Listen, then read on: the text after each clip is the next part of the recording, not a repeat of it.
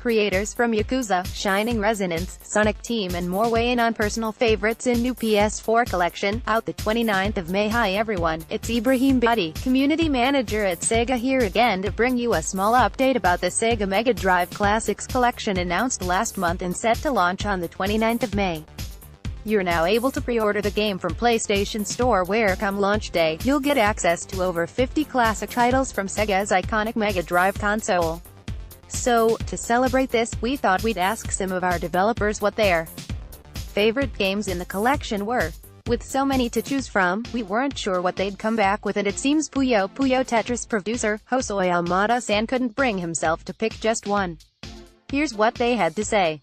Yuki Sakamoto, director of Yakuza 6 title, Alien Storm. I've intentionally dared to pick this title as it reflects one of Sega's most devilish works at the time.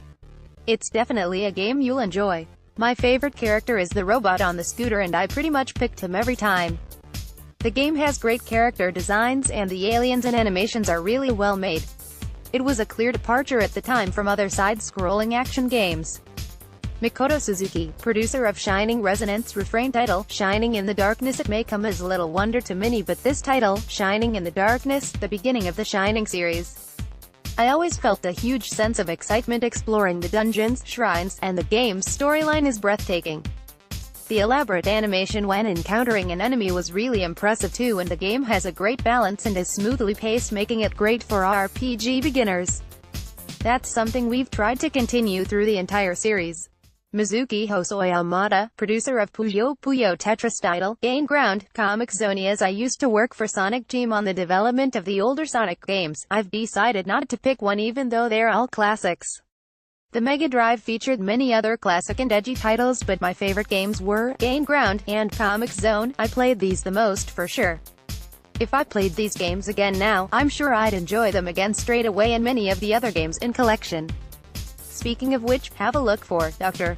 Robotnik's Mean Bean Machine in the compilation, Takashi Iizuka, head of Sonic Team title, Biohazard Battle. Looking at these Mega Drive classics and seeing Biohazard Battle has reminded me of the past.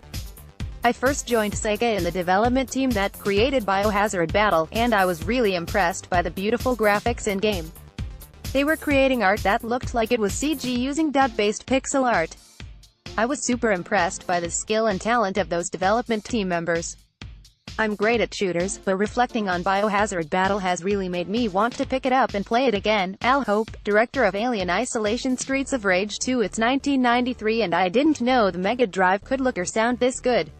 An original pixel art masterpiece, Streets of Rage 2 is justifiably regarded as one of the greatest 90s arcade-style beat-em-ups, and it blew me away at launch.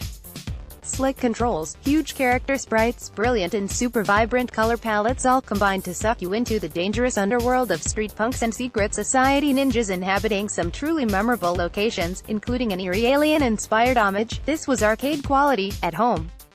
But for all its qualities today, it's the soundtrack which still stands out the most.